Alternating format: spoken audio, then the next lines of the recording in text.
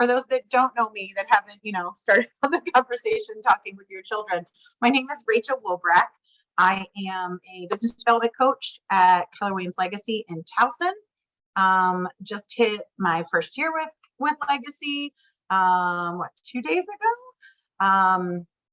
Have taught Ignite a few times. This is the second time I'm doing this one. I did this the last quarter we did it and just really enjoyed the material and hope that you do too. If you have questions as we go through, please feel free to ask them. I'm sure, as you know from previous nights of Ignite, we want participation. We want you to ask questions. We want you to share what's worked for you or what you've tried, or maybe even some challenges. Maybe there's something that someone else can share and contribute. This would get really boring if it was just me talking for 2 hours. But don't challenge me because I can do it. So please feel free to speak up and answer questions. I'm definitely going to ask them of you. Tonight we're actually covering 2 sessions of Ignite. We're going to be talking about first to find and win the buyer, and then we're also going to be talking about the buyer consultation. So that means that we may go through this a little quickly. I also know myself well enough that sometimes when I'm excited about material, I talk fast. And so if I start going off to the races and you need me to slow down, please do not feel bad telling me to slow down, because sometimes that happens and I will gladly take that note. I try not to, and I try to check in with myself, but if you need me to slow down, go over something again, please feel free to ask that. But thanks so much for being here. Like I said, we're going to get through 2 modules tonight, so I'm going to try to kind of move through it quickly, but not too quickly. Let's move on. So you've seen this slide. This is not a new slide. We show at the beginning of every single Ignite session, the idea that you have to grow your business and run your business. Tonight, we're specifically going to be focusing on lead generating for buyers, right? So not even this whole part, just buyers, not sellers this evening. And so we're going to make sure that we kind of get through and see what ideas we have, what we can share, and ways to do that. So in this first module, we're going to talk about finding the buyer, cultivating those buyer leads, qualifying buyer leads, getting that signed buyer agreement. And then, of course, like all Ignite sessions, or really a lot of our trainings at Keller Williams, we do the AHAs, the agents helping agents. I'll ask that probably after we do the first session and again at the end, since we are doing 2 sessions this evening. It will still only go till 8 o'clock to the max, I promise, because it's 2 sessions. We're not going till 10. Nobody wants that. All right.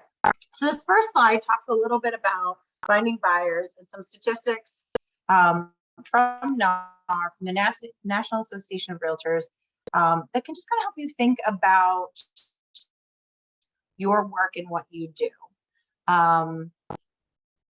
So as you can see here, 89% of buyers purchased their home through a real estate agent. That's really good news for you, right? That means 89% of people that are going to buy are going to want to work with someone like you.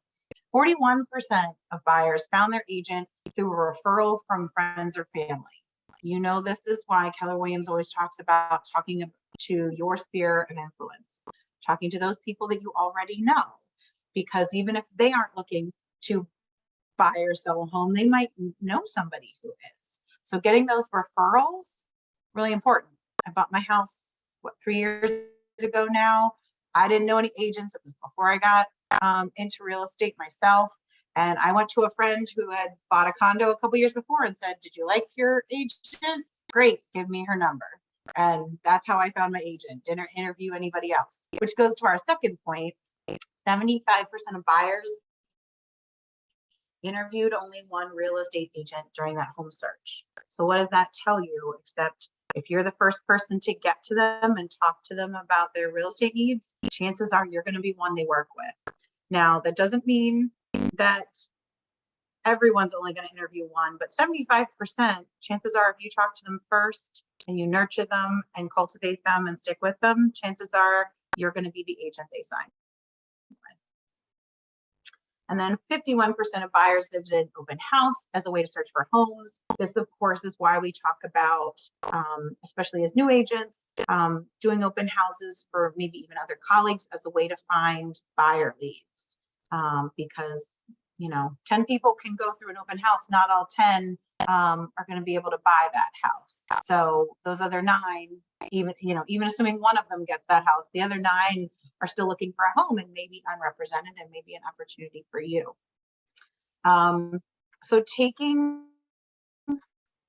these statistics into consideration, I'd love to hear from a couple people. Where do you think you want to begin looking for buyers? Or if you've already started, where have you begun looking for buyers? I've been looking at open houses lately.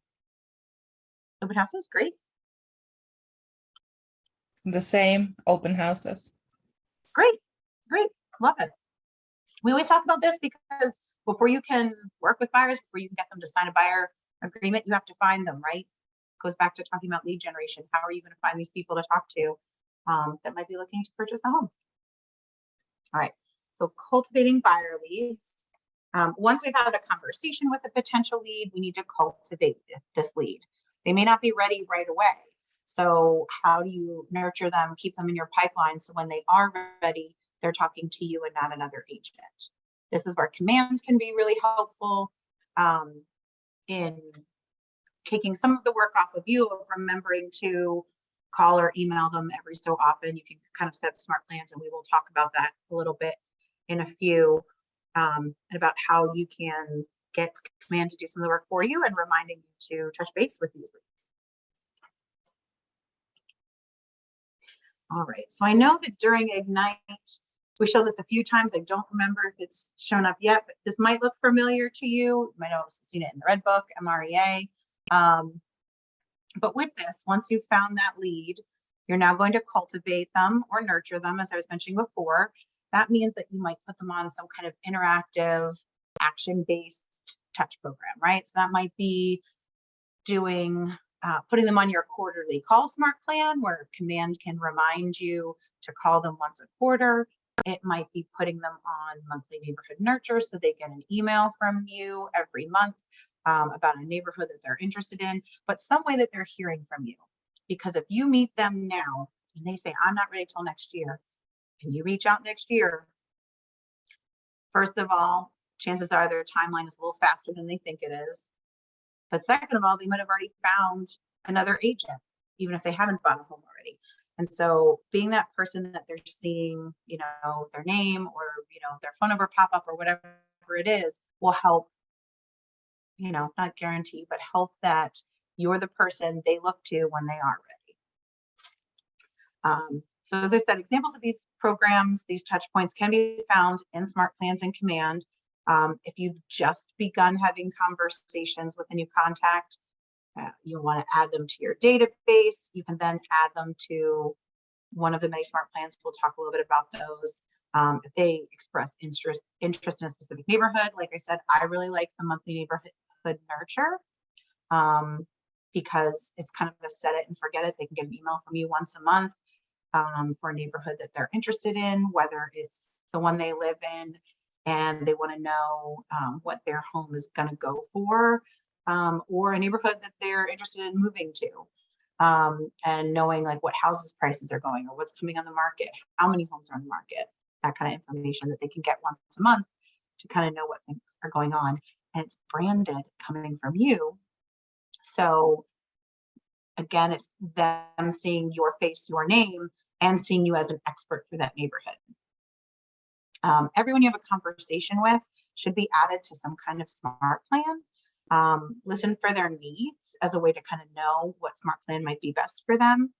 But these smart plans, this can trigger a series of events that will help you get into a relationship with them. So if it is someone that you just met at the supermarket and you happen to get their contact information, they say they're not ready, but they're willing to get an email from you, sending them information, being that source of information, being a resource to them will help them trust you, right? Help them want to work with you, help them feel like they know you and this relationship has been built.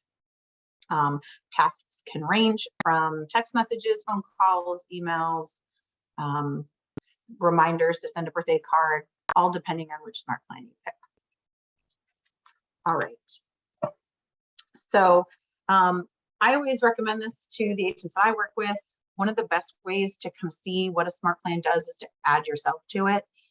It gives you the opportunity to see what kind of messaging they're getting, know what to expect.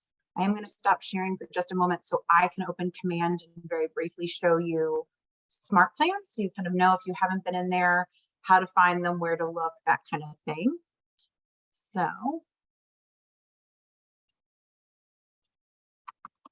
if you haven't been into Command yet, that's okay too. I know there could be some agents on here that are very, very new, some that have been around for longer. I know a lot of agents like to do a refresher, but if you are brand new and you haven't been in Command yet, it's agent.kw.com. And once I'm logged in here,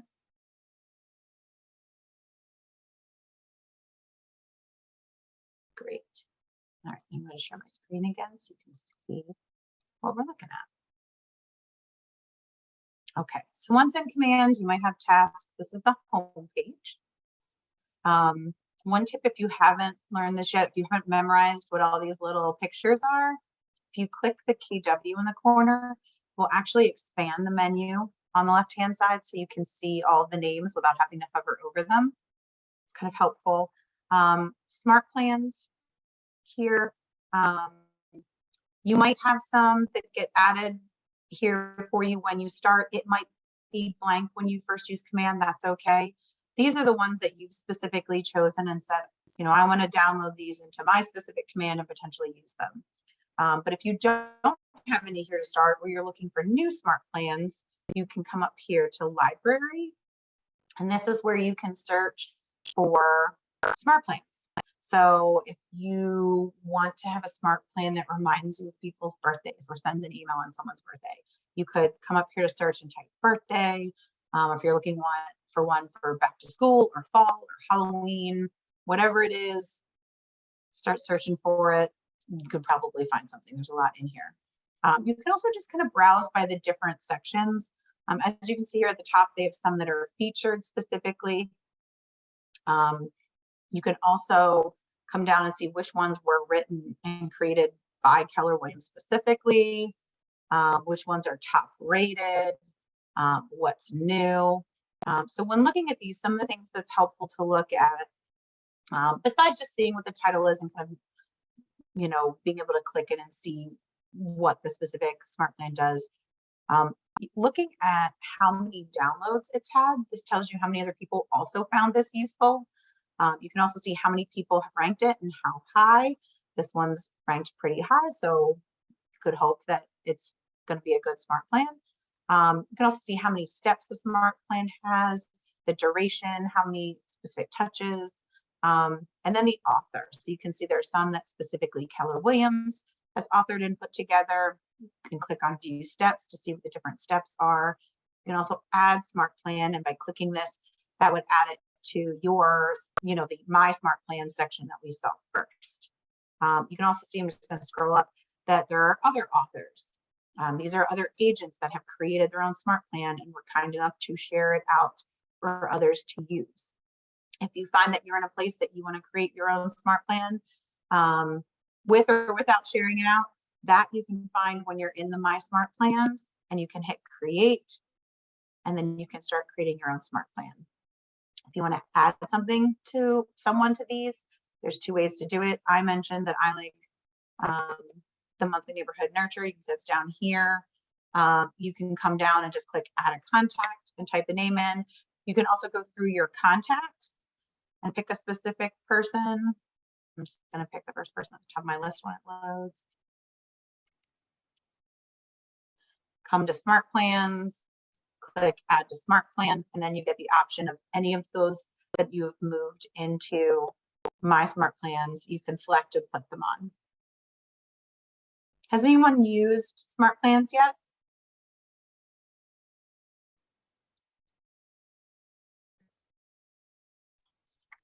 No. No, but I was trying to the other night. I didn't quite figure. I mean, I knew what was in there and how to move around a little bit, but I wasn't sure like which one to use. So I think the other night, Melissa mentioned, what was it, a 36 point? I think that's what she said. Yeah. Yeah, I a think that's the 36 one that point text Kirsten plan. liked. Okay, yeah, because I had the one person that wasn't quite ready just yet, and she said that might be a good one. So I was trying to look in there and see. I didn't really, maybe I just didn't look good enough. So Yeah, well, we can help you find it. But yeah, that's one I think that Kirsten likes. It's a 36 touch. There's also there's a long-term nurture too in there that I think KW created. But yeah, look through them. And like I said, I think one of the most helpful things is put yourself on it first. I mean, yes, you can see the details of it and the steps. And once you add it over, you could go through and even kind of see like what does some of the emails say? Do I need to change it so my name's listed instead of someone else's, that kind of thing. Even just setting yourself up, that's what I did when I first pulled the monthly neighborhood nurture, because you can't edit anything. It's an HTML email that they put together, once a month. And so it was kind of like, you can't change this. This is something that Keller Williams sends. And I was like, well, what does it look like? So I had it sent to me and, I signed myself up for it right away, got it probably within a few minutes, and then just kind of had an idea of what it looked like and what information they gave. So you can do the same thing with any of these if you want to see like, what's the first email that I'm going to get. is the monthly neighborhood nurture, is that like what's the duration of that, or is it literally every month you need to go in? You know what I mean? Like, does it go over the course of 6 months or? That's a perfect question. So I love that. Thank you. So what it is, let me see, I'm going to go back because this might help too to demonstrate. Oh, so it's the bottom here. So this is the My Monthly Neighborhood Nurture. It'll show when it was created, how many touches. So the duration is 31 days. And so when it first sends, it then waits 30 or 31 days, and then it repeats. So because it's just one email, it part of the smart plan, it is written that when it gets to the end of 31 days, it should start over. And so then it sends it again because it's pulling new data every time. Okay. And so not all of them will say this. This My 555 might be 90 days and it doesn't say to restart. And so it might just end. Let me see if I can tell. Yeah, here we go. So I clicked on the arrow next to it so we could see, and you can see trigger manual ads. So you have to manually add somebody to it, but it says send HTML email, and this is the one that KW creates. Then it shows that there's a delay of 30 days. Whenever you see this, this is so if it says call someone, text someone, call someone, if you don't put delays between those, it will tell you to call, text, and call, or send an email all at the same time. So like if you set up something that has 3 email touch points, you want to put a delay of how many days between those emails so it doesn't send all 3 at once. Now, these are built into the smart plans that are there, but if you were creating your own. So as you can see, the HTML email goes out, it waits 30 days, and then the next step says restart smart plan, repeats unlimited times, which just means until you take them off, you're going to keep getting it, or they're going to keep getting it. They can, of course, unsubscribe, but otherwise it would keep going on for eternity or until their email stops working, I guess. Yeah, that's a great question. Thank you. All righty. Any other questions about smart plans?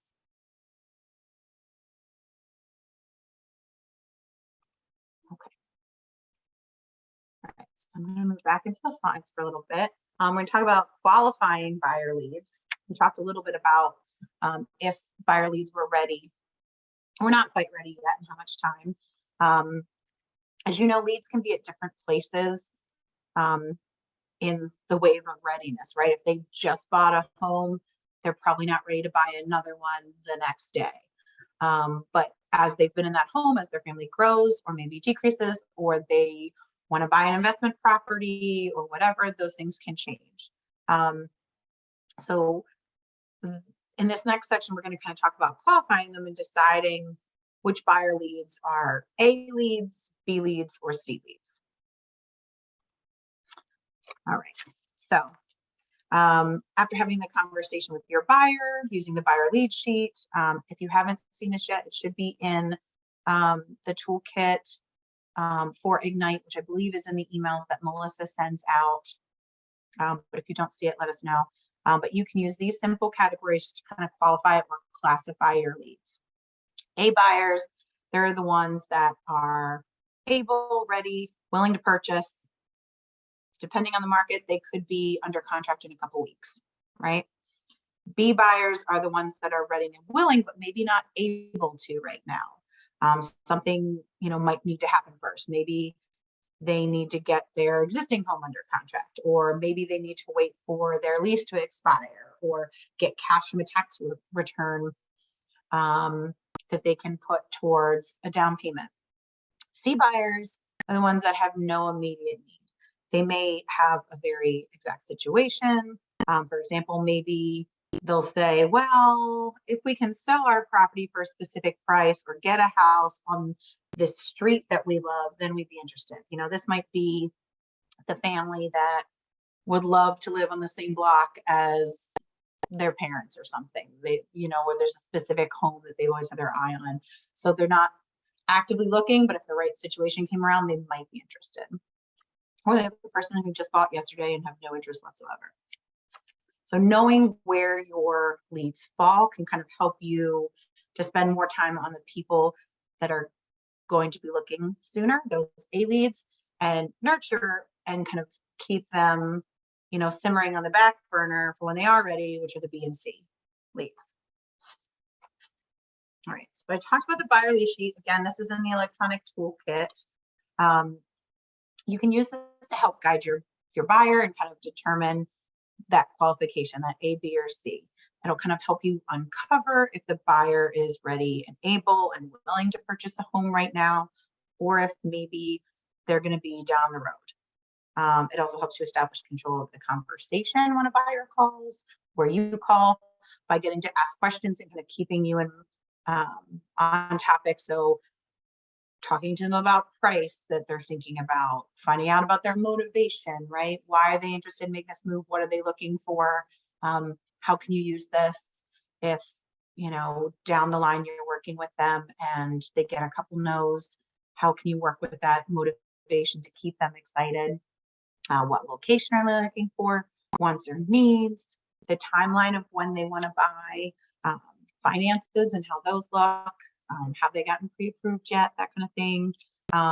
Availability or to move right now. If they have a lease, they may not be able to. Or a job. Maybe they want to move as soon as the job changes and moves them somewhere. It can depend. But the importance of using this tool is to avoid wasting time with leads that just aren't ready to buy just yet. You want to nurture those leads, but you're not going to spend time showing them all these houses if they're not in a place where they can buy right now. Leads that aren't ready should be qualified accordingly, put on an action-based follow-up plan. Again, this is where smart plans can come in. Just because they are not ready to buy now doesn't mean that they're a dead lead. We want business 6 months from now. We want business a year from now, 2 years from now. This is how you can start to build that pipeline.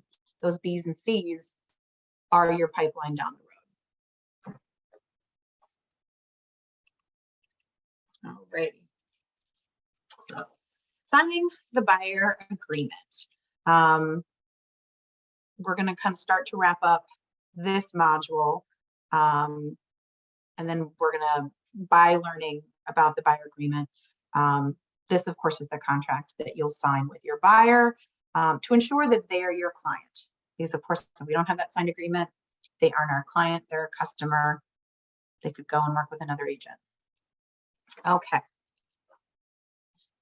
So finding the motivated buyer is the first step. right? And turning that warm lead into a closed client, someone that actually purchases a home.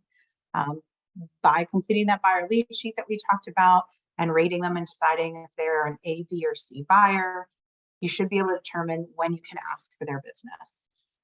But with signing the buyer agreement, you of course want to ask for their business, when will they be ready? Ask for an appointment.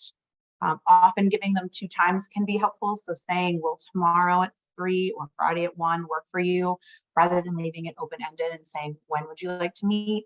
Sometimes giving to people two things to decide between instead of a lot of times to decide between can make it a little easier for someone to make a decision. And of course, you're going to want to assess the lead's financing needs. So asking them if they've spoken to a lender or if they've pre-qualified to purchase online. Really, it's best practices when you're working with a buyer to ask this question, because you want to make sure that they've gone through the process of talking to a lender, they're working on getting pre-approved. So you know that you're working with someone and what their budget is. But do know, because of fair housing rules, if you're asking one buyer, you really should be asking all your buyers. But like I said, best practice is to ask all your buyers when you're working with them, because that's going to best help you help them and make sure that they're ready to go. If they haven't talked to a lender and you bring it up, this is where you can be a resource and tell them of lenders that you know of. But if they're really hesitant and don't want to talk to a lender, and it might tell you that they're just not quite ready to actually go through the process right now. And that's okay. Again, cultivate them, but you'll know that maybe they're not that A lead. The importance of the buyer representation agreement. Again, this is what helps or enables you to be there, of them to be your client and for you to officially represent them. If you don't have that signed agreement, you could show them 20 houses and they could meet another agent, or their cousin could become an agent the next day. And because you don't have that signed agreement, they could end up signing with them and working with someone else after you put a lot of work in. So it's really important to get this signed agreement. Also, you will sometimes notice in Bright MLS that some agents will choose to make the payment to a sub-agent different than an actual buyer agent. I wouldn't promote that. I think if you're the listing agent, I think it's best to offer both the agent and the sub-agent the same. But if you don't have a signed agreement, you're technically a sub-agent, and if it's less or if it's nothing, you could end up helping someone buy a house without a signed agreement and end up getting paid less than you should have, or nothing in some cases. So something to think about. NAR's 2019 profile of home buyers and sellers states that 20% of all buyers pre-qualified for a mortgage online. Only about 11% found their mortgage lender online. So this again means that you could be a great resource for helping your clients or potential clients find a great lender in your area. I'm sure, like our office, you have lenders that partner with you, that work a lot, that do programming. Get to know them if you haven't already. They can be a great source of information. They can often help you close a deal too, if one of their hesitations is buying power or rates. Being able to connect them with a lender who can talk to them about the importance of looking at the monthly payment and things like that, or even just letting them know how much they actually can afford, can be a way to help close the deal, and they can pass them back to you as buyers who are a little bit more ready maybe than they were the first time you talked to them. All right, so I told you before, kind of go through these quickly because we're trying to get through 2 and the second one tends to be a little longer. But I do want to take a minute to stop and see any questions on this first portion that we have gone through about finding and winning the buyer, or any ahas, things that clicked for you that didn't before. Adding yourself. Oh, adding yourself to Smart Plan? Yeah, love that. And Thanks. that was like, that makes sense, because you had the question of like, well, what's happening to how is that working? And then the simple way of doing it is adding yourself. Yeah, absolutely. Knowing how it's representing you, right? I love that. Oh, I love this. Great question. Where do you get the buyer agreement forms. So the buyer, agency representation form, it'll depend on who your office works with. In our office, we use DocuSign. I know some offices might still use .loop. Legacy doesn't. But typically those forms are going to be in whichever electronics signature company or resource that your market center uses. For us, like I said, it's DocuSign, which you of course can get to if you're starting either signing directly into DocuSign, or if you haven't done this yet, going into Command and connecting your Command to DocuSign. Yep, it should be in DocuSign. Yep, if you use DocuSign, it's in there. It's depending on how yours is set up. There could be libraries or folders at the bottom that say MAR, or whichever board you have. Like around us, we use GBBR. But absolutely, if you're having trouble finding it, we could certainly connect in the future, Stephen. Or there might be somebody in your office that can, but I'm happy to help you try to figure out too after this call if you want. I know the contracts are being updated. Well, some of the contracts are being updated effective October 1. Will they automatically be loaded in DocuSign, or we have to do anything to do that? That's a great question. So yes, not all forms, but when MAR changes forms, they typically do it and they go into effect October 1. They should do it automatically. What should happen is once they go live, DocuSign should be putting those in. You will not have to do it. They should be in there and they should be updated. Because I don't control DocuSign, and we just realized the other day that they hadn't updated a form from last year. There is a chance that they might not be as quick to turn it over, but we know that this could be an issue. I'm not trying to talk smack about DocuSign. I love DocuSign. I think they're great. But I know that it's a priority of our broker to keep an eye on those and make sure that the new ones are in for October 1st. But yeah, that's not something that you should have to do. Great question. I have a question. Is anybody currently working with a buyer? What phase do you mean? Like, do you have a signed agreement? Is that what you're talking about? Because I don't have that. But my secondary question, Crystal, like if you maybe you just have a lead that feels like a strong lead and you haven't gotten the agreement signed yet, but it's planned. Is that where you're at? Well, they're not doing anything right now. That's the one that she's definitely wanting to buy. She's just not in a position to at the moment after talking to the lender. So Yeah. he gave her some ideas of what she needs to do, what she can do to get her a better position. But then her goal is a year, maybe sooner than that. So that's why I was asking about like the Command stuff and just, being in the smart plans and that kind of thing. That's great. Yeah, that sounds like a buy lead to me. It just sounds like she needs to do some things financially, but if she's ready and willing, just needs to get the able part figured out. That sounds like a strong B lead. That's awesome. I have a buyer, but we seem to be difficult because her lease is ending August 2023. She wants to start looking for buying in April 2023. She was approved in 2020 for 350, but for one reason she didn't have enough down payment. She kind of put the project on hold, but now she has enough money to embark in her project, but she's refusing to talk to the lender. She believes that her salary, her income has increased, and she doesn't think that is necessary right now to talk to the lender. I'm telling her you were approved in 2020.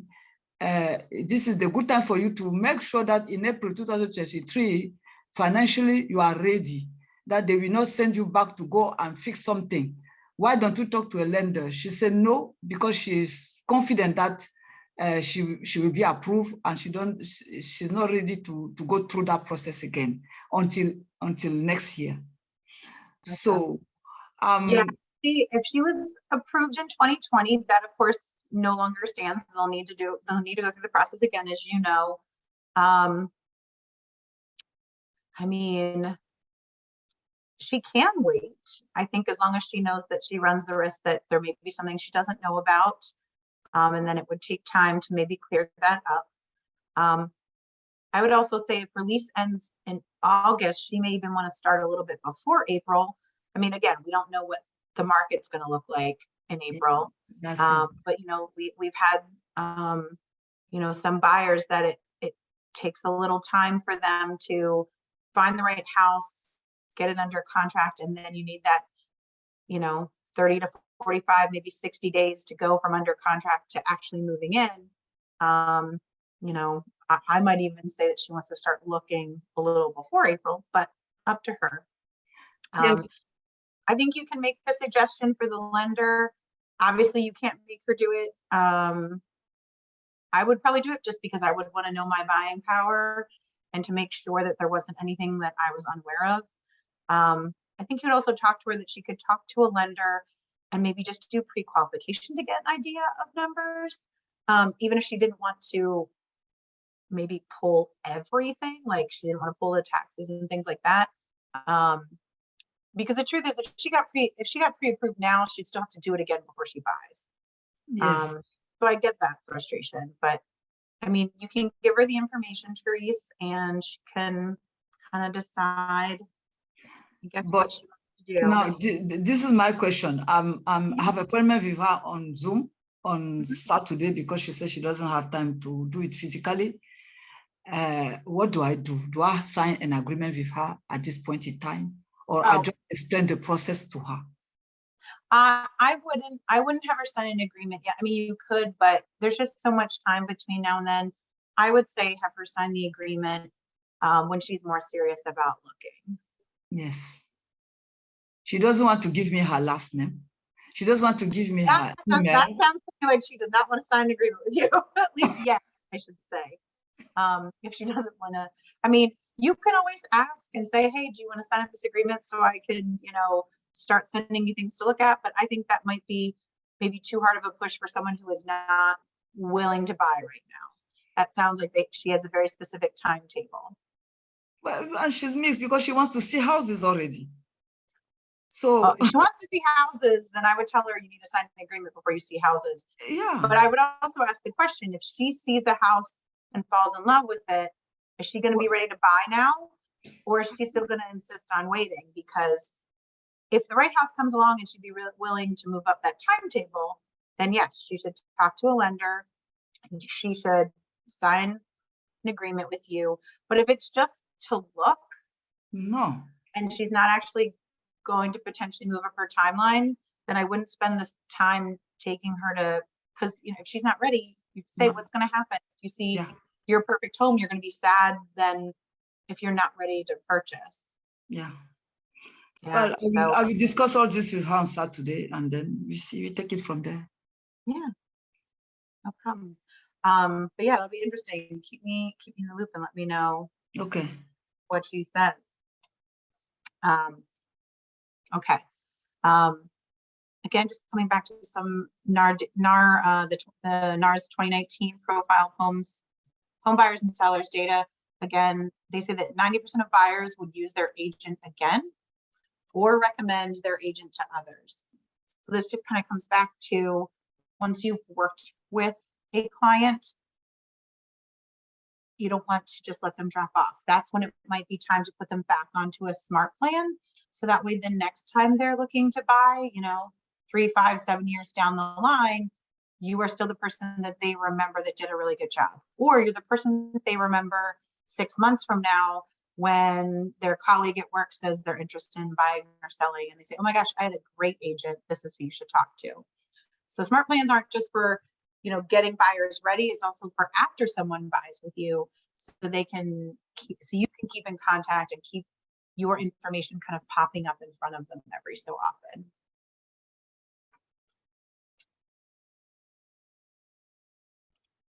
All right.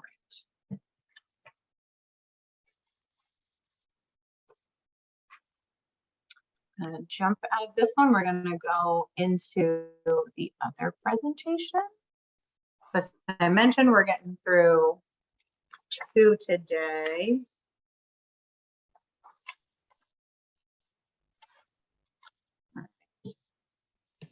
right, so with this session, again, we're going to talk about buyer consultations. We're also going to talk a little bit about buyer presentations. Again, there's this slide again that we love. You can see for this section, we're going to be talking about buyer presentations. Not about the listing side. That's another presentation. That's another night. But we're going to talk about the buyer presentations for this one. We'll look at how you can conduct a buyer consultation. Again, coming back to winning that buyer over and getting them to sign with you. We are going to kind of talk about the buyer consultation and how that leads to hopefully getting that buyer agreement signed, which of course is the first step to getting you a buyer and getting a paycheck, right? So we're going to talk about setting the appointment, preparing the buyer for the presentation, or excuse me, preparing the buyer presentation, conducting the buyer presentation, of course. At the end, we'll kind of talk about ahas as well. I know I mentioned this a little bit in the last one, but just a reminder to get maybe some other people talking besides me. Why is it important to get the buyer representation agreement signed before working with a buyer? So you get paid. Absolutely. Probably the number one, right? Absolutely. Love it. What else?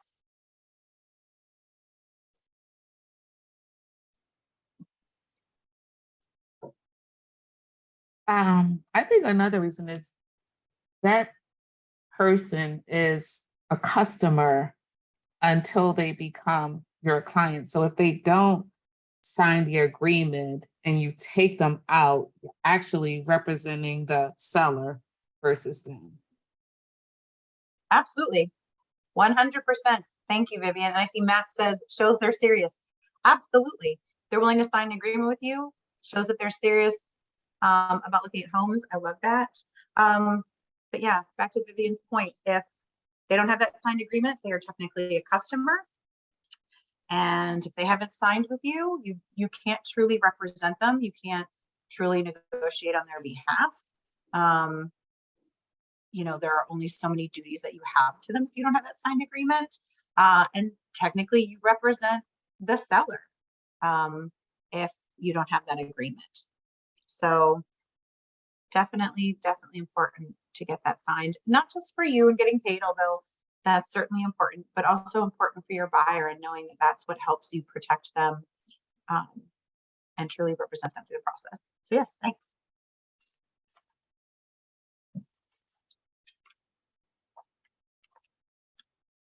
All right. So what are some goals of the buyer consultation? You know, if you've had one of these appointments or, you know, you're preparing to do them, what are some goals that you think you have that will come out of a buyer consultation?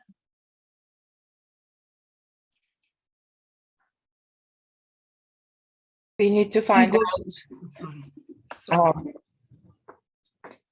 we need to find out what they're interested in, what their specific desires. Besides the signing agreement, we need to know what they're looking for and ask all those questions. Yeah, absolutely. 100%. So getting that signed agreement is just part of it, but discovering their wants, their needs, their values, what they're looking for. Love that. Anything else? Other goals that you would have in the appointment? I guess to get them confirm their financing if you haven't already done that in the, you know, when you've talked to them prior to the appointment, because some people may not have already been pre-approved and they may need some guidance in terms of, you know, suggestions with lenders. Absolutely. Absolutely. Any other ones anybody's thinking of? Their motivation. Why do they want to buy? Want to move? Yep. Great. Mhm. Anything else? Location. Where do you want to go? Where? Yep. Absolutely. Okay. The other one that I was kind of, oh, wait, I see something in the chat. Maybe there's another. She says, oh, are they interviewing other realtors? Yeah, if you have that appointment, knowing if they're interviewing other people can be helpful. Absolutely. The other one that I was thinking of is one of your goals should be delivering your value proposition. So letting them know what you bring to them. That will also be helpful if they're interviewing other realtors. You want them to pick you and not one of the other ones. But being able to let them know what you bring, what values you bring, what they can expect from you, right? Setting expectations for how you will help them find their dream home, or how you will communicate with them, asking how they prefer to be communicated with, all things that can also happen during that buyer's appointment. So what are some things that you think you would need to or want to prepare before you have that appointment or that meeting to accomplish some of the goals we just talked about? I would prepare the contracts at least with your information in it. So that way the buyer only has to fill out their information. Yeah, I love that. Make it super easy for them to sign the buyer agreement, fill everything else out. So they just have to sign their name. Love it. Yeah, definitely. Buyer profile. Yeah. Having a buyer profile that you can kind of ask them those questions. Great. You could explain the process to them. You know, especially if it's a first time home buyer, they may not know like kind of how the process works, and kind of, you know, what you were talking about with your setting the expectations and letting them know what your values are. I know when I talked to a few people, especially some first time home buyers, it made them feel more comfortable when I kind of offered to them, letting them know that I would be there with them every step of the way. So even if things can get kind of confusing, or, you know, they may not understand what was going on, that I would be available to them to help them and walk them through that. Yeah, absolutely. Other things that you might want to prepare before meeting with them. If you know the area they want to buy in, you may want to bring some possible homes for them to look at. Yeah, absolutely. Right. Or do a little digging and learn a little bit about the neighborhood so you can show that you've done some research or that you can be an expert to help them. Absolutely. There's this sheet that I saw with the different type of houses, like colonial, Victorian, you know, all type of houses. So when the client come and say, this is the style I want, it also help when, you know, in the search. But I don't know where to get it, because I saw it somewhere, somebody had it, and I don't know if Keller William has it. Where we No, can I get it. haven't seen a document like that. It doesn't mean that it's not out there, of course, because obviously you saw it somewhere. Might have to do some Google searching, but yeah, that could be a good idea too. Kind of saying, you know, do you have a specific style in mind? Are there certain things that are important? Absolutely. The other thing that I think of too is preparing the buyer presentation. So if you do plan to use the buyer presentation that you can edit and change in Command, if you want to print that out and bring that, of course, you're going to want to prepare that ahead of time. How do you get it in Command? Because I went and tried to do it. It was, I mean, very difficult. Couldn't find it. I tried to do something from scratch. Not easy. So how do you get it in Command? There's definitely a template there, Therese. It's in Designs, which I think you've been in before and found. It's under, like, when you create a design, you select print, and there should be a category on the left-hand side, I think, for buyers, and it should be there.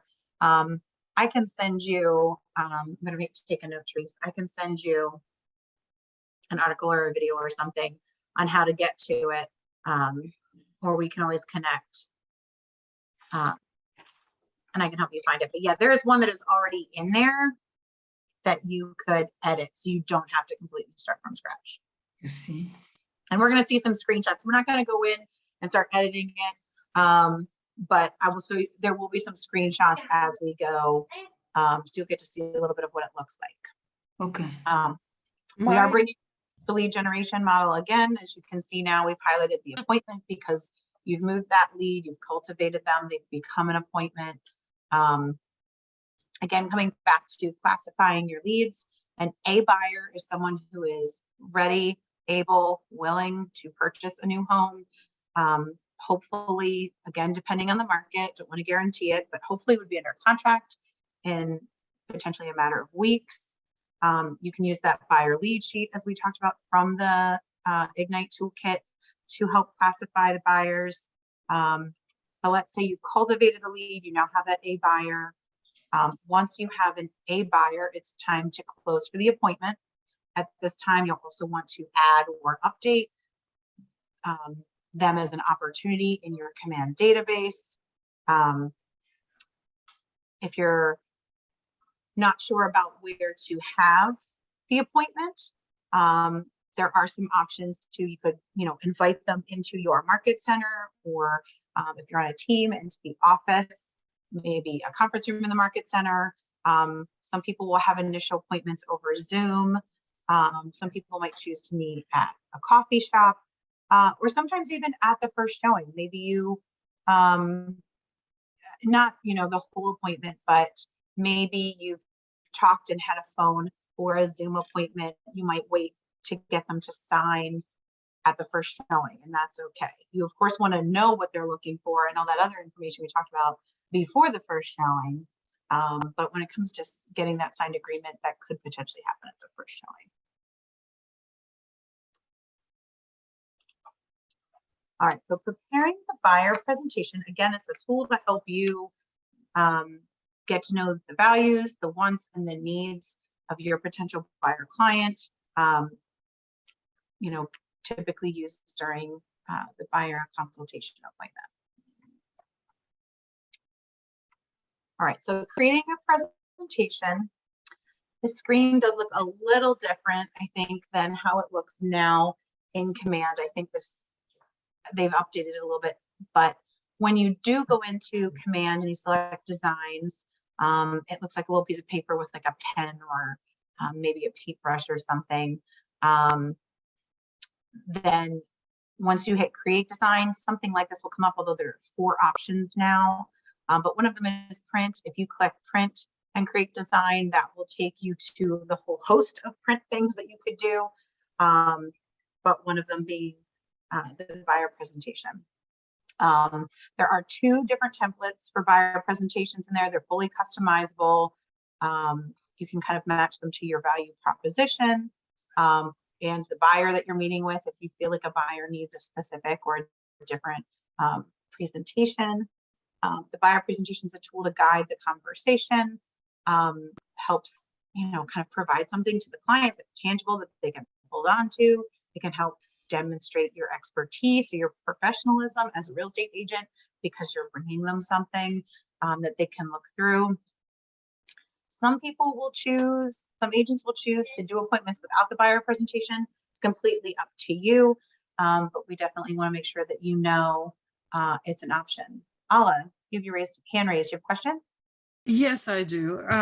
When you look at my design, you have all kinds of templates. When I look at mine, it has like untitled design and a print. And that's the only 2 windows I see. Is it the print you were talking about? Or how do you get so many? And it says, whoops, looks like something is wrong. So I don't get all those choices you're showing. Yep. Thanks for bringing that up. I'm going to show you very briefly. Again, we're not going to spend a ton of time in Command going through how to edit the design, but there are some great articles on answers.kw.com, but I will show you. Again, there's that paintbrush and the pad, that's designs.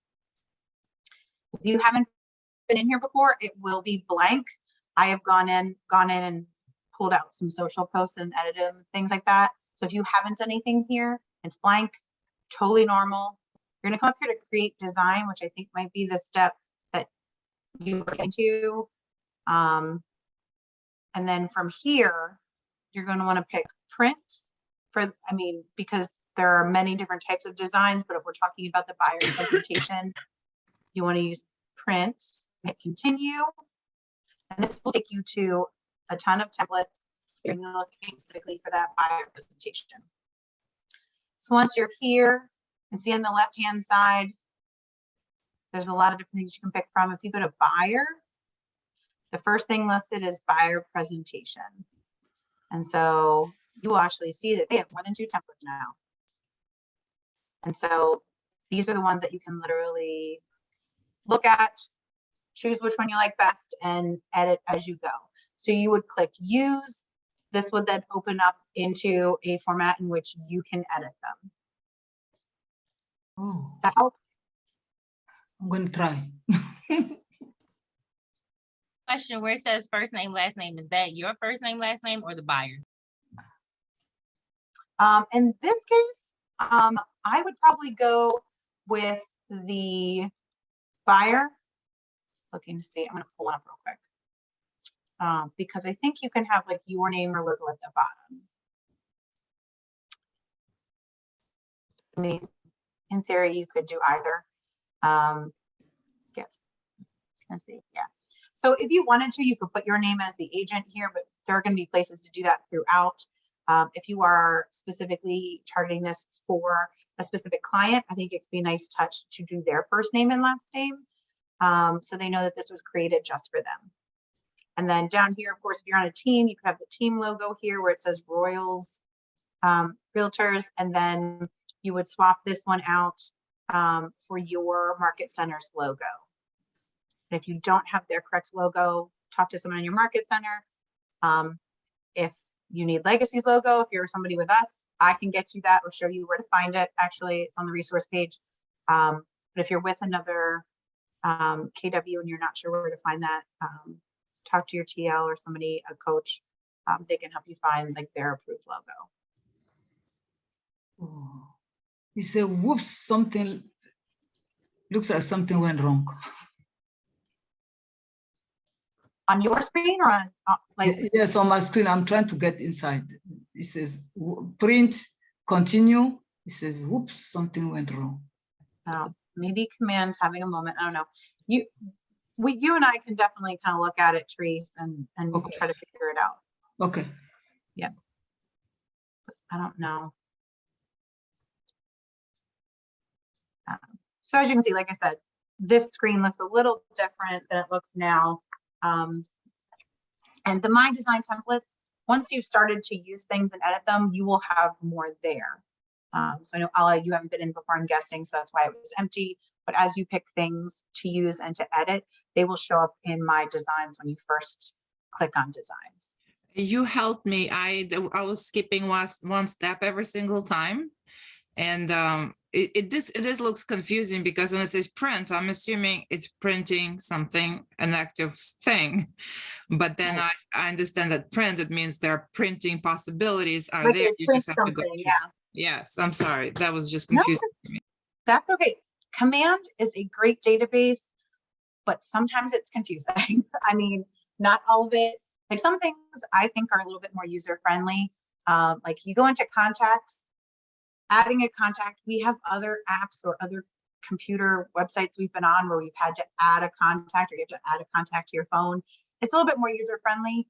If you haven't been in something where you can create designs or smart plans or opportunities, like it's not as inherently known as maybe adding a contact is. And even with adding a contact, there's tons of options there. So it can be confusing at times too. But no problem. That's partly why we're here, right? Just to kind of help clear up some confusion. So cool. Glad it was helpful. So I mentioned there's a bunch of different templates you can pick from. It's there to kind of help guide your conversation.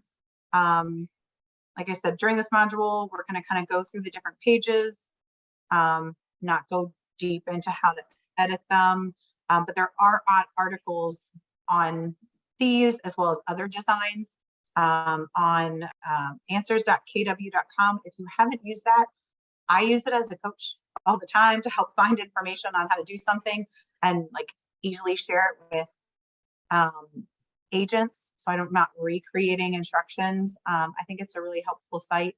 Or when I haven't done something or I forget how to do something, I go to answers.com and I type in buyer presentation and it comes right up. So if you haven't used that site, answers.kw.com, it's great.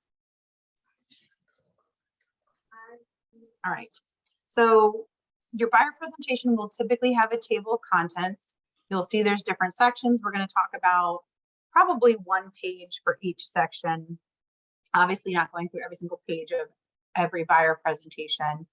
But it is important to note that if you're using the table of contents, if you decide to edit and move pages around, or you decide to delete a page, you want to come back out and make sure your table of contents matches that.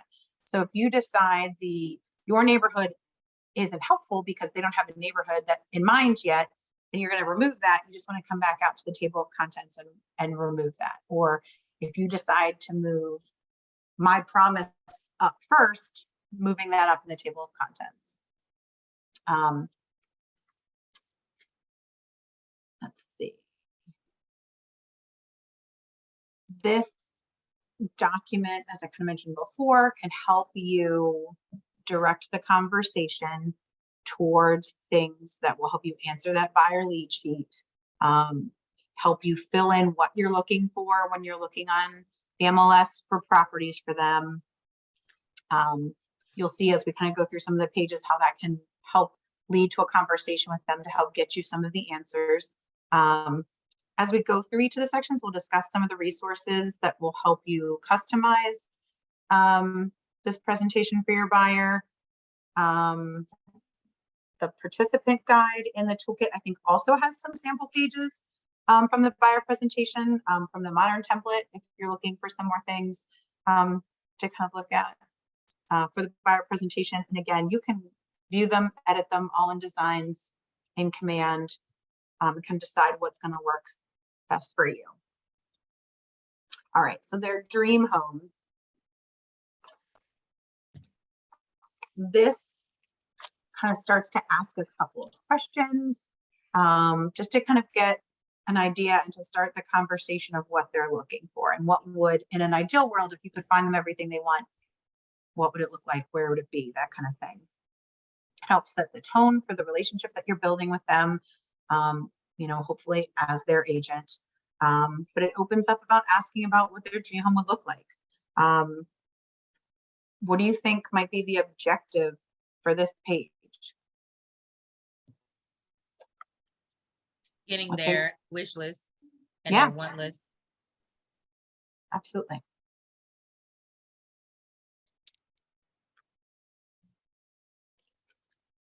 So this can kind of help set the tone for the appointment. Can also help you know if, or get an idea if they know a little bit about the market already, or if you have to maybe set some expectations for them and help them realize that, you know, for 100,000, they're not going to find a, you know, 5-bedroom home with a pool, at least not one that's move-in ready. But getting an idea of what they're looking for might give you an idea of if they know the market, what expectations or realizations might you have to tell them, not to discourage them, but to make sure they know what to expect from where they're looking. It might also help you decide what neighborhoods they might be interested in, or ones to suggest that they look at. If you know, certain price point or what, they're looking for in a home, you might know what type of home they can get at what price in Owings Mills versus Baltimore City versus Annapolis, and being able to kind of guide that if they don't have ideas of where they want to look or if they're more open. So this can help you, again, uncover those values, their motivation for the move. This can help get them excited too. The buying process can be a little scary. There can be a lot to know. And if they haven't done this before, they might not know what to expect from this appointment, but talking about what they're hoping to get at the end can help get them excited, right? And help them, really look forward to this process. And of course, you can add any questions to this, remove any if there's ones that you don't like.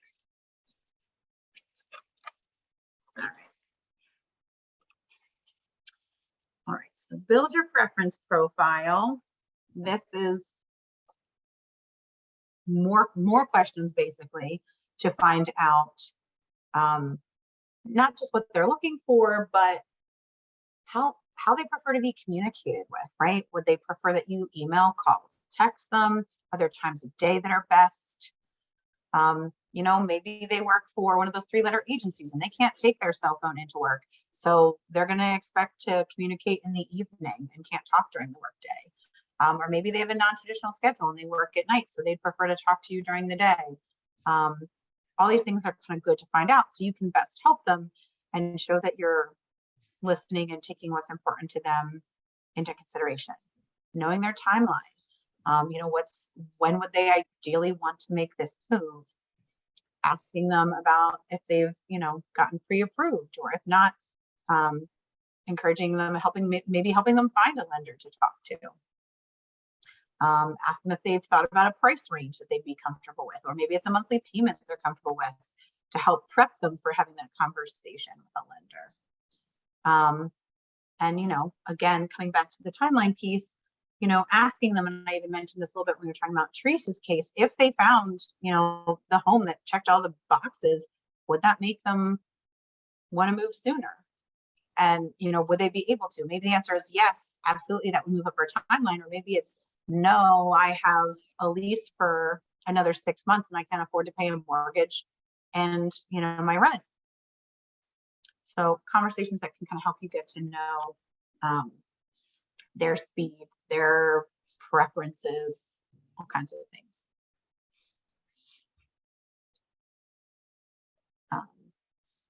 So if you were having multiple buyer presentations and appointments, you have a bunch of buyers you're working with now, how would you go about tracking the information that you find out from this page?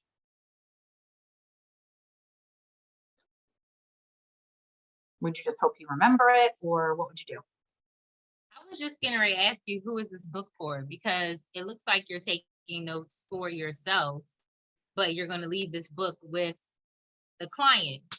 So the only way you would be able to keep the notes is if you either had your computer with you and you were taking notes as they were talking, or if you had a piece of paper and you were taking notes as they were talking.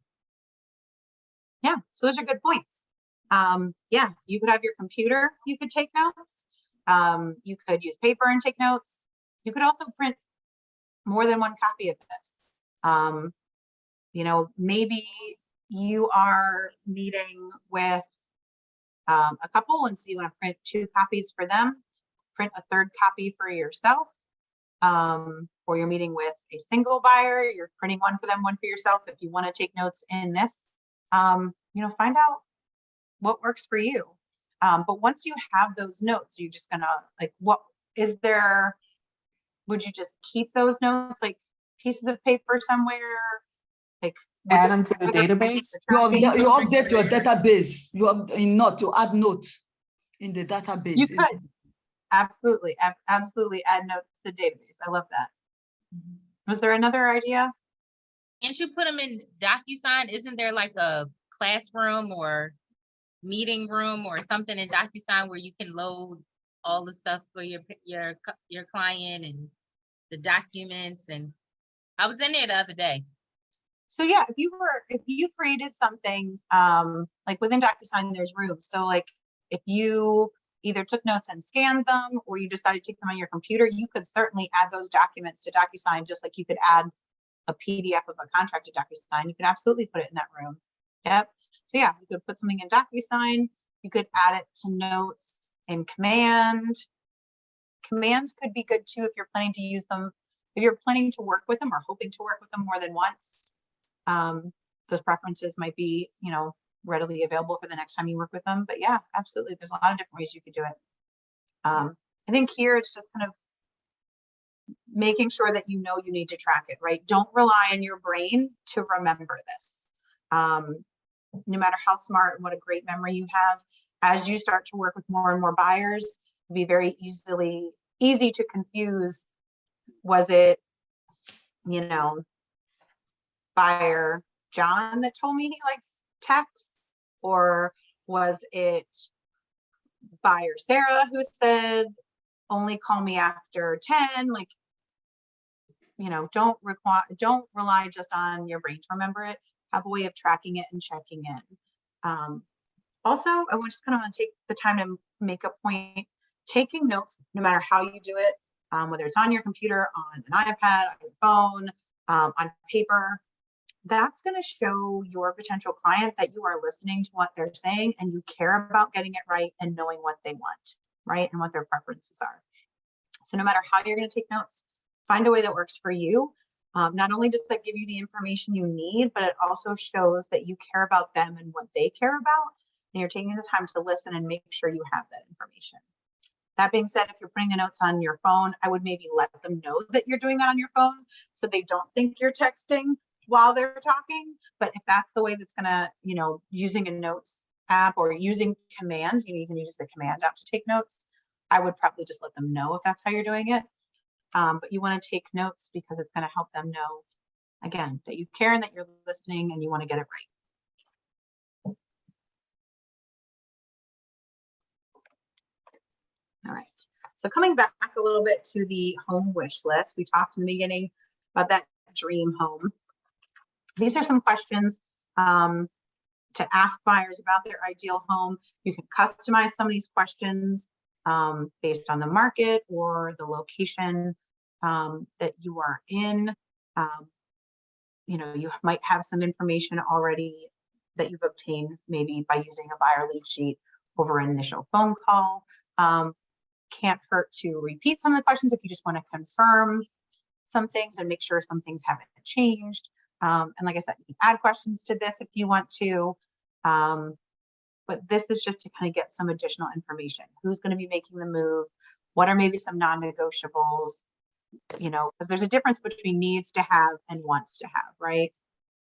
And knowing what those things are, and knowing that, their list of 20 things that they mentioned they'd have in a dream home is not the same as the 3 or 5 things that they need to have, because finding that home that hits all 20 boxes is going to be hard / maybe impossible. But finding the home that has the 3 to 5 things that they really need with maybe some of those other things is going to be a lot easier.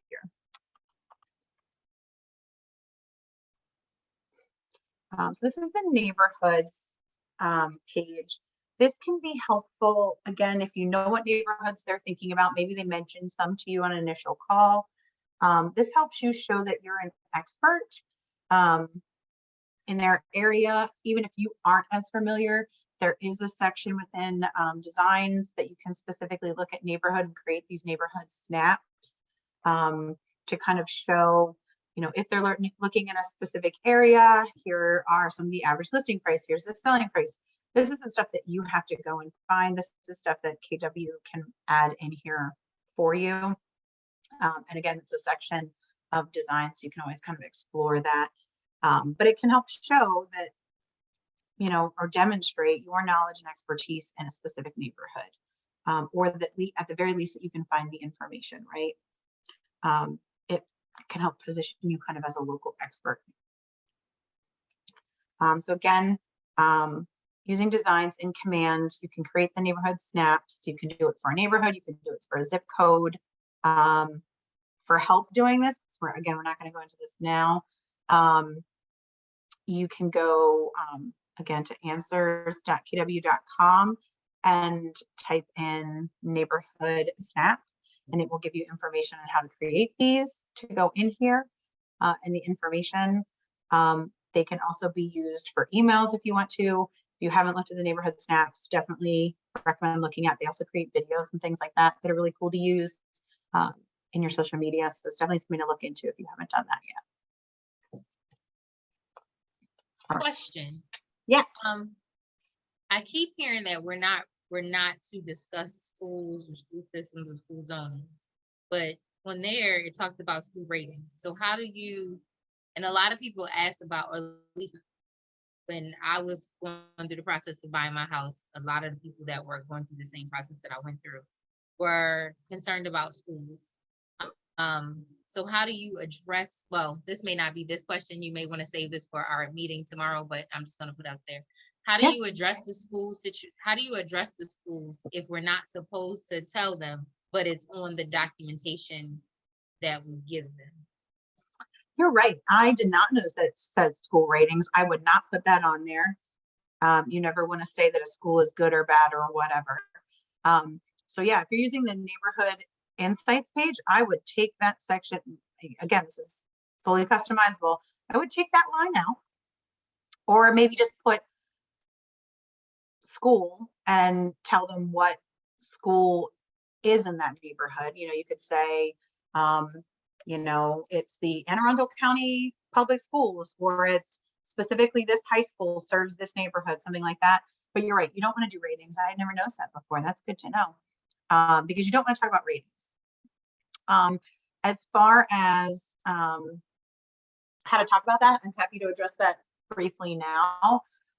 If they ask about schools, or they say, hey, we only want to look at neighborhoods with good schools, you know, definitely demonstrate that you hear them, and you know what they're saying. You know, welcome it and say, totally understand you want to pick a neighborhood that's going to be, you know, good for your kids or future kids or whatever. I can't talk about schools and ratings or determine what neighborhoods are going to have the best schools for you. What I can do is recommend some sites to look at, and you can decide what neighborhoods or what school districts you want to look in and let me know. And so I'm trying to remember now what some of the sites are, and if somebody wants to Great jump in. schools, great schools is one. Great Okay. schools. There's another one, I can't remember what it is. But even doing a quick Google search of like sites to look at school rankings, you could probably find some. But yeah, recommend the resources for them to find out and have them tell you what neighborhood. You don't want to say, oh, you don't want to look in that neighborhood, they have bad schools. Don't do that. That's bad. You Not can allowed refer to. them to Google as well, like Yeah. tell them to Google. But if they say good or bad, then you can say the specific school that is in that neighborhood and ask them if they have a specific school. But past that, you would just refer them to Google, like they're asking for legal advice. Like, I'm not a lawyer, you should refer to you should do the same thing with Google, like Google. Yeah, absolutely. Yes, you can. I'm a big fan of saying, hey, have you tried Googling that? But yeah, absolutely. You know, you can give them a site or suggest that they Google or look at the schools. You know, it's also okay if you want to say, like, I can't talk about school ratings, you know, MREC guidelines. But if you know, want to use this resource, or you want to Google certain schools or neighborhoods that you think are better for you and your family, and you want to tell me specifically what neighborhoods you want to look at, I'd be happy to find you homes to look at those neighborhoods. I just can't, you know, tell you or begin to guess like what, you know, school is going to be best for your family. Can I ask you guys a question? What are your favorite websites for school ratings? I am from a different part of the world, so I'm kind of interested where you look it up, because there's so many websites, but which ones you trust? See, someone mentioned great schools. So I that one, great actually- schools comes up all the times when you Google, but it doesn't, I mean, that's not necessarily, I mean, there's I think it's niche, the NICHE, that's another one. Like, so when you Google, it's a bunch of them that comes up, and sometimes even the school district themselves come up. So I actually refer to Google to not steer them to one particular place. And I think about the language, because I'm dual career, so I'm also an educator. And some of their language on some apps, you would probably have to go through it to see if that's skewed. Because if that's skewed, then you're placing an opinion. Yeah, I think a lot of them are too. A lot of them so are like I would that. just say Google, because Yeah. a Google search is you can't go wrong with Google. Whatever came up. But if you steer them to an app that says this one is good and this one is bad, then yeah, you can still There's end up in definitely a little lot. trouble. Somebody had a bad experience with a teacher, you're gonna see Yeah. that on there. Great Yeah. schools, all of them are like that. Yeah, Yeah. and it's, I mean, you go through, it's pretty, you could have one experience, somebody else could have another experience, and that person that had a different experience posted 5 different comments or had their friends or whatever, so. Yes. If you feel Thank you. comfortable, you That can gives me- also suggest like Facebook groups. So if they're like really serious about living in this particular area, then you could suggest for them to like join a Facebook group first and ask that way, but they have to get it from the citizens and not you. Yep.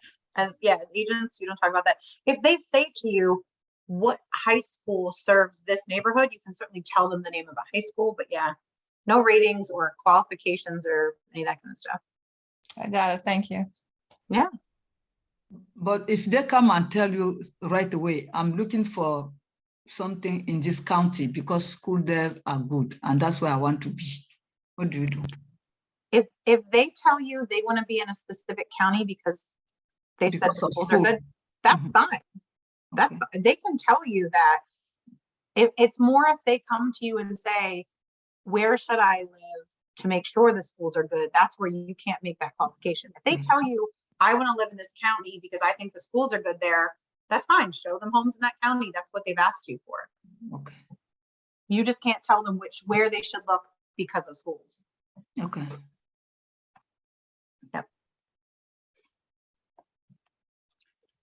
So this page here kind of talks through what the home buyer can expect. A buyer that knows what to expect is going to be a little bit more confident. A confident buyer is going to be a little easier to work with. An anxious buyer, one that's stressed out because they don't know what's going on, could have more objections, could just, I mean, don't get me wrong, you're still going to have the anxious buyer even if they feel like they know everything that's going on, but the more confident you can help them feel about the process, the easier it's going to be to work with them and to put their mind at ease because you're telling them how it's going to go through the entire process, especially if they're a first-time home buyer. They've done it before. It may not be as stressful for them, but if this is the first time they're doing it, being able to share information with them is going to be really helpful. You may need to explain, differences between some things like pre-qualification or pre-approval for a loan. Pre-qualification is kind of that preliminary look at their finances based on what they're telling the borrower. Pre-approval, of course, is the more involved process where they verify that income, that employment, other financial information to evaluate, what they can afford. So being able to kind of talk about those differences. But you can use this to help share and set expectations for what the market's doing right now. And kind of tell them how some of these things might happen. A conversation that we're having today about the market is going to be very different than the conversation you probably would have had 6 months ago about the market when it comes to home buying. Some things are similar, inventory is still low, but I hope most people, we were hearing about people, buyers, not doing inspections. I think that craziness has calmed down a little bit and people are actually getting inspections, which I always recommend, and hopefully you do too. But this can be a time to talk through the process, set those expectations so they know what to expect and how it could go. Obviously, you're going to let them know you can't guarantee that it's going to go a certain way. Things can change, but this is the general process and the order that things would go in. All right, so the affiliated business arrangement. This is just a quick slide. There is a page in there about Keller Mortgage. If you want to leave that in the buyer presentation, totally optional. You can leave it in, you can take it out. If you include the Keller Mortgage page, you need to include this affiliated business arrangement disclosure because, of course, Keller Mortgage is affiliated with Keller Williams Realty. So if you choose to leave the Keller Mortgage page in, also include this. If you decide to take Keller Mortgage page out, take this page out. That being said, if you are in New York or in Canada, I know most people are probably in Maryland or DC, but we could have some others that decided to join us, or you might have licenses in more than one place. But if you're in New York or you're in Canada, you need to remove this. Keller Mortgage isn't available in New York State. or in Canada. And so you would remove this and the Keller Mortgage page if you're in either of those locations. All right, so this is a page you could use to talk about your value proposition, you know, obviously updating with your name, your picture, your market center's logo. If you're on a team, the team logo. On here on the right, this information may change if you're a brand new agent and haven't had a chance to kind of rack up some of these numbers. Like in this example, we have someone who's been in the business for 15 years. She must have started when she was 3 because she looks super young. But she's been in the business for 15 years. She's been able to, you know, serve 268 clients. She's at 61 repeat clients. If you've just started, you don't have these numbers, and that's okay. That's where you might rely on team numbers and say your team has been in business for so many years. Or if you're not on a team, you could look at Keller Williams and you can say Keller Williams has been in business for 37 years because it started back in 85. You know, you can look at your team or your market center's numbers. It may not even be the same numbers. You know, you may not know exactly how many repeat clients your market center has had, but you can ask about maybe how many clients have been served in the last year, or, you know, since that specific brokerage or market center opened. That kind of information, if you want it, you can go to either like your MCA or your TL in the market center. They should be able to get you some stats that you can use to kind of help fill that in if you feel like you haven't been in it long enough to have kind of your own stats. Or if you want, remove it and talk about other things in your value proposition and add the numbers in once you have your own numbers, right?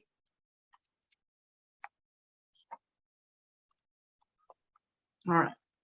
But where do you get the information? Because for a beginner, you rely on the expertise of Keller Williams.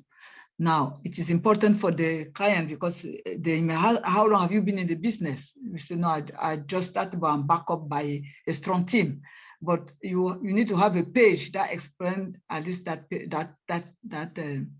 Keller Williams itself. So where do you go and get the information on Keller Williams? Yeah. So there's Keller Williams. If you want to pull up things like that are specific to your market center, like I said, I would talk to the MCA or I would talk to the team leader, the TL, to get some statistics. If you want specific numbers for your market center, if you want information about Keller Williams as a whole, honestly, going to their website, Keller Williams, or like any business wants to promote the things that they're proud of, you can use that as a way to find information that you want to put on here. Okay. I would definitely like to get them for our market center. Yeah. Market center. Okay. Yep. Cool. Let's see.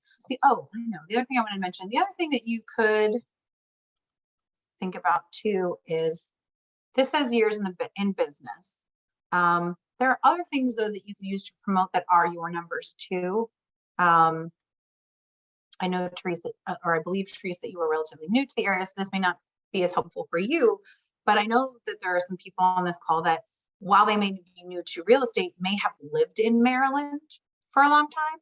So maybe it's not that you've been in business for 15 years, but you've lived in Maryland or lived in Baltimore County or wherever for 30 years. And so that kind of can go to show that you know the area, even if you haven't specifically been working in real estate in that time, you know the different neighborhoods or the areas that you could look in. So that's another thing just to kind of think about as a possible value add too. Can you also say something about like I've been in customer service for the last 15 years, which is a major part of real estate. So instead of saying 15 years in business, you could say 15 years in customer service. 100%, yeah. I like that a lot. This section could also potentially in the future include testimonials. If you haven't worked with your first client yet, you won't have one.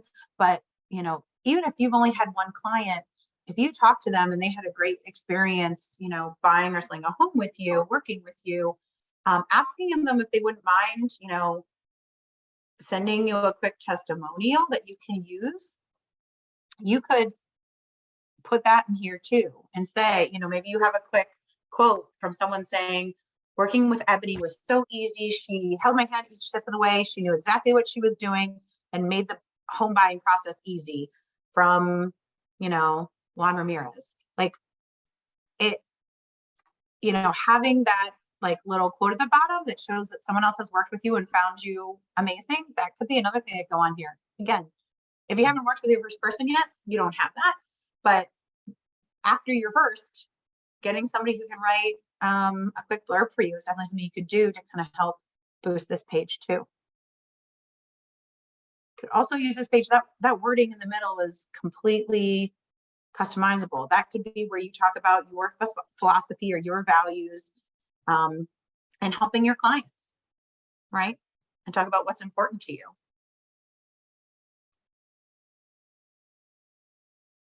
All right.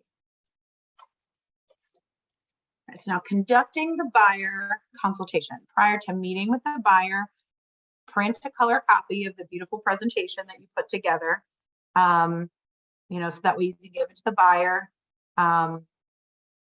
Again, make sure that you have a system for taking notes, whether that's printing yourself a second copy for you to take notes on, another piece of paper, computer, whatever works for you. Again, this is just going to help you to remember everything that they tell you, as well as, again, demonstrating that you are listening and care about what's important to them and are taking the time to take note to make sure that you have that information and know it and can help them best. All right.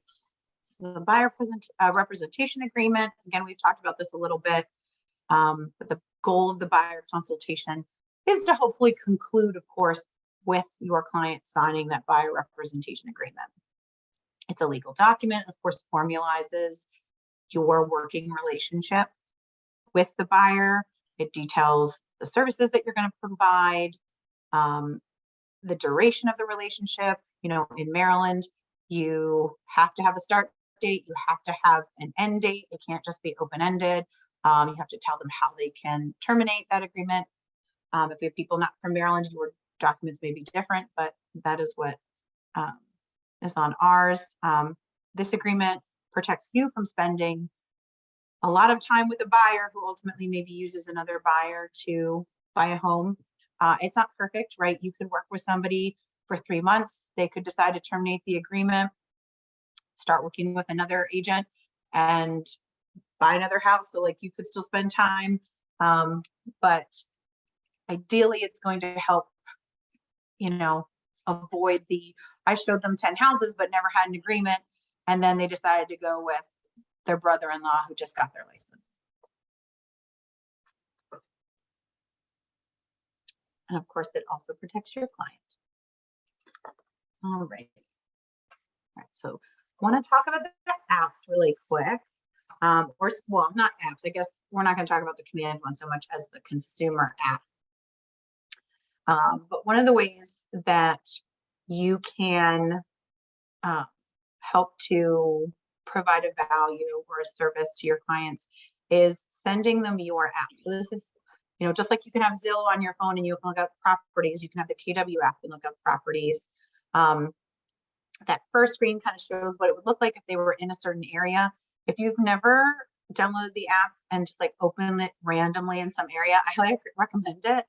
I do it sometimes around my parents' house, or if I'm in a specific neighborhood and I'm like, I wonder what these are going for. Just open it up. If you have the location services on, it'll be able to tell you like where you are and show you like this, all the homes around you and how much they're going for. But what's really helpful is you can share the app. Now the app now, if you're in it, at the bottom will have a button that says more. If you click on that, it will then give you the opportunity to select yourself as your agent in the app. So if you haven't done that, that's the first thing you're going to want to do once you create an account. Select yourself as your own agent. So that way, when you go to more to share the app, when you send it to them, it will then also have you as their agent. Because once you select yourself as your agent, it's like branded at the top.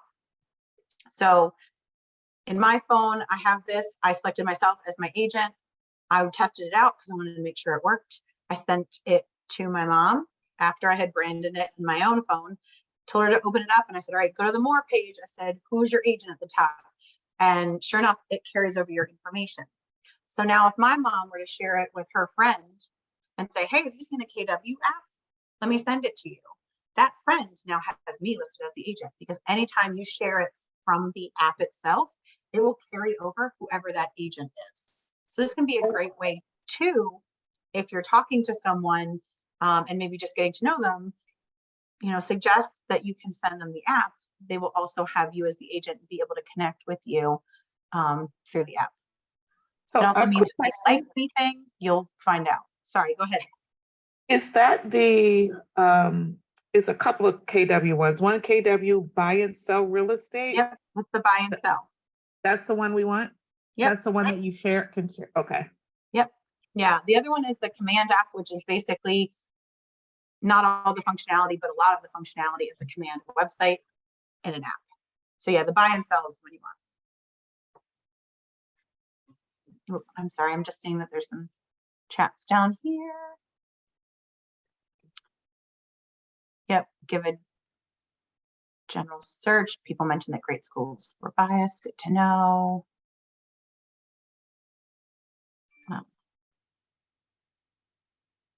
KW gave me a link from my app with a code specific. That you can do too. Yes, if you have that specific link for your app, you can give that out. Like if you were going to send that in an email. The other thing is you can go right into the app and, like I said before, just kind of share. You see, I don't know how well you're going to be able to see this, but I'm going to try, guys. I hope I opened the wrong KW. There we go. It's loading. It's searching for homes right now. I don't think it knows where I am, but anyway, I know this is small, but in the bottom left-hand corner, like this on the screen, excuse me, bottom right-hand corner, there is the more button. You should be able to see that there is my face at the top of this screen. That's because I went in and selected myself as the agent. So you'll need to do that the first time, but then after that, on that same more page, if you scroll to the bottom, there's a section that says share the KW app. If I select that, it will then give me options. So I could text it to someone, email it to someone, whatever. And like I said, other people can do that too, and then also forward you on as the agent. So yeah, either that specific link that you got to your app or doing it from the app on your phone, which can be handy for when you're out and about. As long as you've selected yourself as the agent, it will then carry over when you send it to people. So the person who received this does not have to register. I don't know if they do right. I think when they get it, it will ask them to create an account, because that way it can send that information to you. And so it can track like what homes they like, because there's a spot where they can go through and like save certain homes or like them, and then that'll tell you. So I think once you send it to them, they can download it on their phone. And I think it does ask them to create an account, but it should only take like a minute. Like when you first download it, you'll have to create an account to select yourself as the agent. So who do you give this app to? Everybody, whether it's a potential or any contact, everybody your contact list. You said. No, why not? If they're willing to get it, why not? Even if they're not ready. I'm sure you have those friends, because I do, that aren't in the market to buy right now, but love looking at houses. Yes. Right? Yes. Myself, I love looking. So, give them the chance to do that. If you see that they keep liking something in a certain area or a certain type, maybe it's time to say, hey, like, you see, you've been having fun on the app. I noticed that you're looking at a lot of homes in this specific area. Like, are you thinking, like, do you want to make a move? Like, can I help you with that? Like, it might help bring up a conversation. I see on one of the options, like you can share it on Facebook. So when I click on that, it says news feed or your groups. Has anyone done that, like to see what it looks like? Like, what does it, I know what it comes up as in your phone, like when you send it to somebody via text, but I just was curious. But I haven't tried it. but I would also say you could try it, check it real quick, and if you don't like the way it looks, delete it real quick. In my instance, I'm sure somebody would see, like it doesn't take long and then somebody will see it. You're popular. I Alexis. mean, I think that some people just like have their hands on their phone, like, and it's just like, oh, that came up, click. So, Well, good. Maybe they'll download your app. Oh, hold on, we have something in the chat. KW gave me a link. Oh, that was the other one. Trying to post it on. Oh, that's an idea. See if it allows you to post to only me instead of like yeah, all I'm of your scared to friends. click it. It literally says news feed or your group. So if I click news feed, I think it's just gonna automatic. There's not another option. It's just news feeds or your groups. It's not like if you try to do it in Instagram, it's literally you're sending it to individual people. It's not saying it doesn't, or at least when I just Group. That's a safer space, isn't it? You send it to the legacy friend. We'll talk about it. We'll see. Maybe I'll do it, but not right now. Okay. All right. So like I said, like if they are saving homes or creating collections, if you are their branded agent, you can find that information in command. It'll start showing up underneath their contact, which is really great.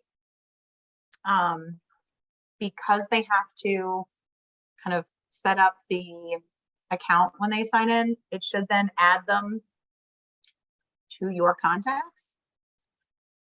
So that is a cool thing too, because you can send it to them, they create the account, then they show up as a contact, and anytime they like something, so you can follow up with them.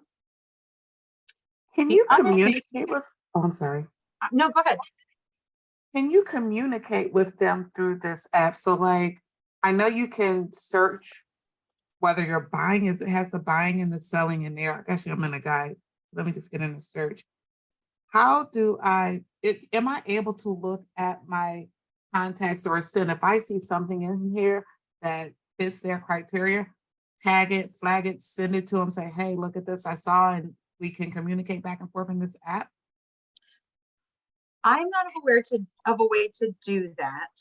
I think in that case, alerting them or pointing out things on whatever MLS or auto email you might have them set up for might be best. I do know that they can reach you through the app, well, not through the app, but it can give them their info. So like on that page, more where it has you as the agent, if they click view profile, there's an option where they can click like a little envelope, which will allow them to send you an email, or there's the phone where it then will give the numbers and they can click on that and use that to call you. So it's not like through the app, but they can find your contact info. I don't see where they see. So I signed in, and it's looking at me as if I am a person who's looking to either, I would assume, buy or sell, right? Yep.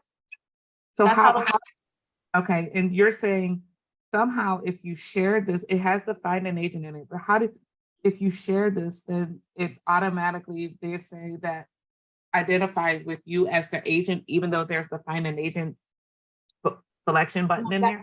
That's why you need to come up and brand this. If it says find an agent, you need to brand it as yourself first and then share it. If you send it to them when it still says find an agent, it won't brand it to you.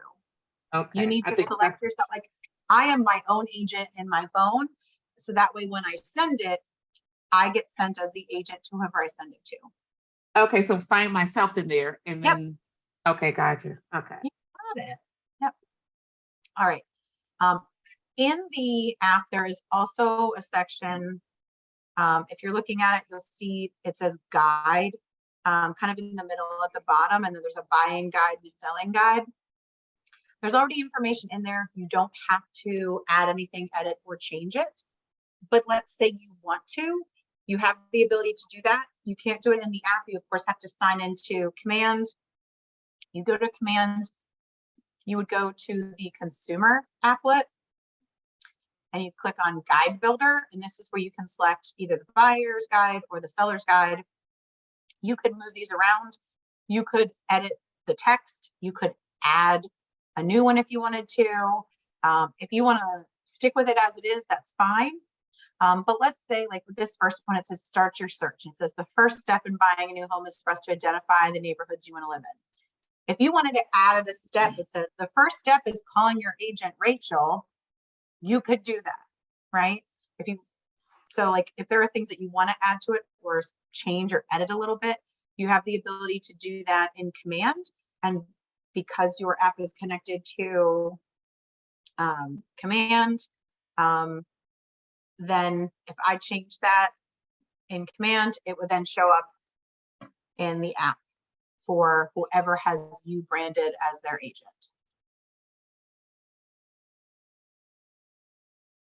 Okay, someone asked a question. After the signed buyer representation agreement, what happens next? Am I the only one actively looking for houses they can buy, or they can also look by themselves in the app? So yeah, they can look in the app. The thing that I would really highly recommend, I mean, give them the app, but whatever MLS you use, whether it's Bright MLS or maybe if you use a different one, you can go in and create an auto email. And that is where you can go in and say, all right, they've said they're interested in these neighborhoods. They want at least 2 bedrooms.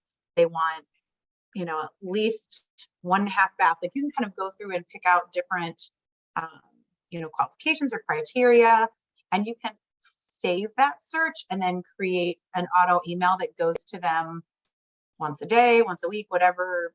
I mean, I probably wouldn't do once a week. That seems kind of slow, but whatever works for them and what they want to know. Could you potentially have a client maybe that is older and doesn't have email? Sure. Like if my mom was moving, woman doesn't have a cell phone, doesn't have a computer, like someone would have to print things out and show them to her or make suggestions for homes for her to look at, or, you know, work with one of my, you know, my mother or her brothers. So you could have that with some people if they, you know, don't use the internet. But I would honestly say, like, putting it in their hands, chances are they want it in their hands. Sending them, you know, getting into Bright MLS, having them get that auto email, having them look on their phones. Chances are they will send you places they want to look at. Let's say you hear about a property that hits almost everything they want. You can certainly say, hey, you might have seen this on the list, but I think this might be good. But you can also count on them to like look at a list and tell you which ones they want to see.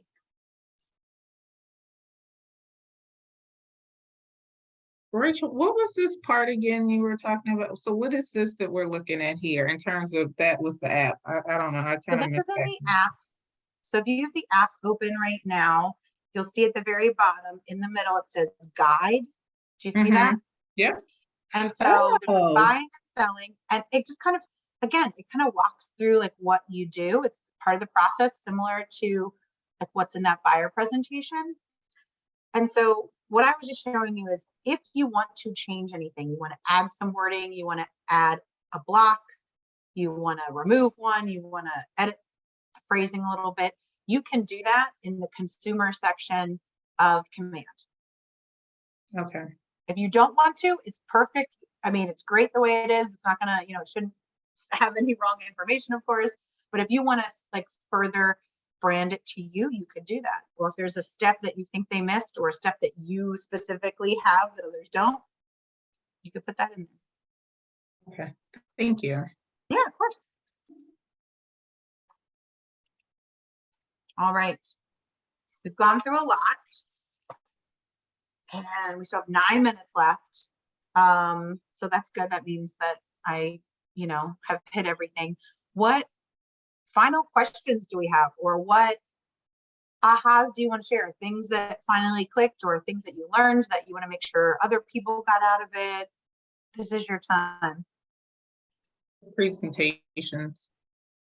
Like I heard about that. I've been in there a little bit because I've done a little bit of stuff like for the listing that I posted. So I've been in there to like change some things around, but I've never really connected with the buyer's presentation. So now I don't have to feel like, okay, well, once I get an appointment, I don't have to feel like, oh my goodness, what do I do? Kind of thing. Not that I don't have the resources, but you know, to ask somebody, but. I was So like, that Crystal, was, at this that point, was great. you do know you have resources. But yeah, knowing what some of them are too. And, you know, I think sometimes it's helpful to feel like, I mean, I know as I was learning things, it was helpful to know that I could go in and figure something out before I had to go to Alana and say, okay, how do I do this? Yeah, You know, that's like hard. I could say, I figured this part out. Can you tell me the rest? Or what's next? Yep. Or yeah, I'm glad. I see Matt love learning more about command. That's wonderful. You know, it's a powerful tool. Does it have its, you know, quirks? Sure. But there's a lot it can do. It's amazing. I'm still learning things, you know, a year later. For that, I'll mention Keller Williams Legacy does typically a weekly tech-enabled agent where we dive into command and talk about different things that you can do. Like we talked about setting up templates for tasks for opportunities this week. We've talked about creating social media posts or ads through command. You do not have to be an agent at KW Legacy to join. You can just join us. We're open to anybody. Probably not as helpful if you're not with KW because you don't have access to command, but as long as you're in another KW, you have access to command.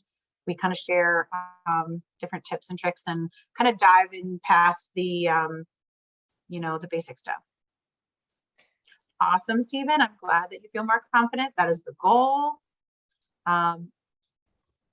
There will be things that are still unclear and new. And Stephen, I will tell you right now, when I started, my boss said that there would be days that felt like you were drinking from a fire hose, and she was not wrong.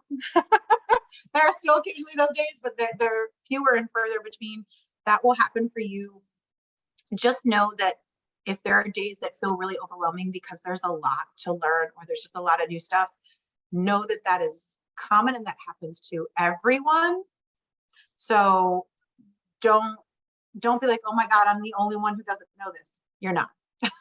Absolutely, you're not. Everyone kind of feels that way in the beginning. That's why it's important to find the people that can support you, whether it's your coach or you know, another agent in your market center or someone else with leadership. Don't be afraid to ask the questions. I want to say thank you for showing how to, you know, overcome that one point where get into BIOS presentation. I have a customer who approached me, but there is also a husband who is not interested in yet a full-blown conversation about buying and selling his property.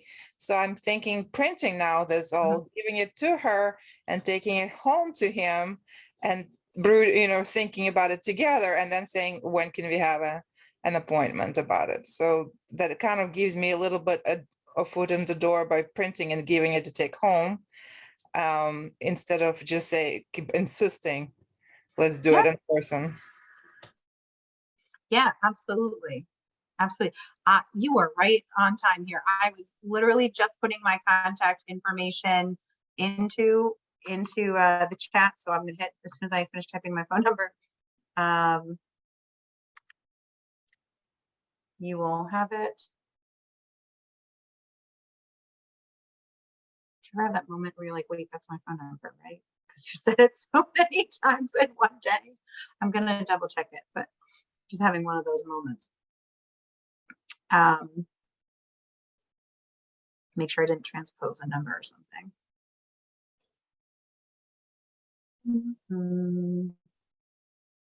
Yep. But yep, my name, Rachel Wobrack, Rachel at kwlimpact.com. My phone number's there. If you have questions, again, whether you're at Legacy or not, please feel free to reach out. I'm happy to help. If there's a resource or something I talked about, or even if I didn't talk about it, you're just trying to find it, you know, let me know. I'm happy to share what I know or what I can find or ask a question of somebody else. Trust me, I don't have all the answers. I either know where to find them or who to talk to find them. And I'm happy to share that. But thanks so much for being here. Thanks for those that participated. Thank you, Rachel. It was very good. Thank you.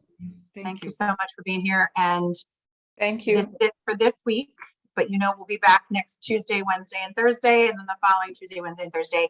And if this is not to entice you enough, next week I'm the one who's going to be starting everybody off. So if you're here, you might see me for, you know, 5 minutes. before our other instructors teach. But have a great night. Thank you Thank you. very much.